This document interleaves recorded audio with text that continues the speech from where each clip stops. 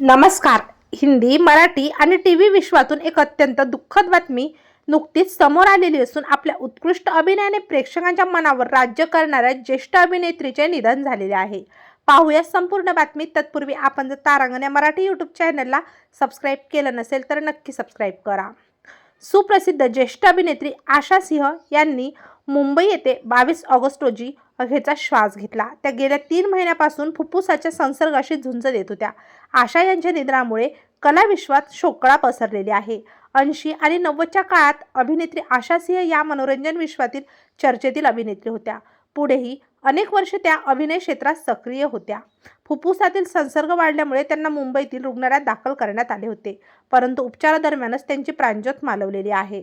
आशा सिंह यांच्या अंत्यसंस्काराबाबत अद्याप कुटुंबियाकडून कोणतीही अधिकृत माहिती आलेली नाही. आशा सिंह यांनी भारतीय मनोरंजन विश्वात स्वतःच्या अभिनयाने एक वेगळी ओळख निर्माण केली होती.